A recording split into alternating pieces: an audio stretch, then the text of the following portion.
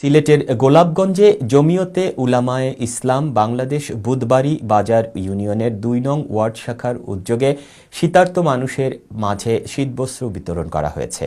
সোমবার দুপুর 12:30টায় আওই গ্রামের আলহাজ শামসুদ্দিনের বাড়িতে এ উপলক্ষে আয়োজিত অনুষ্ঠানে পবিত্র কোরআন থেকে তেলাওয়াত করেন হাফিজ হুসাইন আহমদ।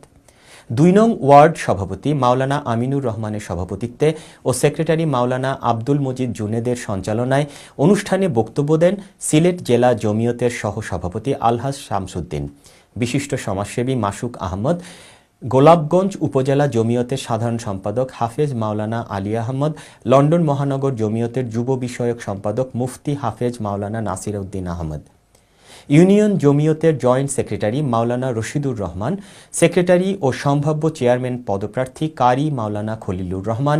অনুষ্ঠানে বক্তারা বলেন, সমাজের সুবিধা বঞ্চিত মানুষের জন্য জমিয়তে উলামা বাংলাদেশ যথাসাধ্য ভূমিকা পালন করছে।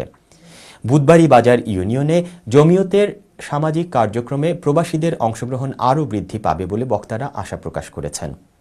অনুষ্ঠানে অন্যান্যদের মধ্যে উপস্থিত ছিলেন মাওলানা তাজউদ্দিন, মাওলানা আব্দুল মুকিত বাবুল, মাওলানা ইমাম উদ্দিন, সমাজসেবী হাজি মুবারক আলী, মশকুর আহমদ, মাওলানা কামরুল ইসলাম, সুমন আহমদ, মাওলানা জামিল আহমদ, তাজ উদ্দিন, মাহফুজ আহমদ, শফি আহমদ সহ আরও অনেকে।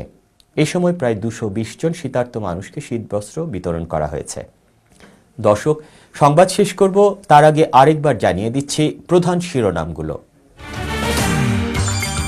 লন্ডন থেকে কেউ বাংলাদেশে ভ্রমণ করলে নিজ খরচে প্রাতিষ্ঠানিক কোয়ারেন্টাইনে থাকতে হবে। আজ বাংলাদেশে মন্ত্রিপরিষদ বৈঠকে সিদ্ধান্ত। করোনায়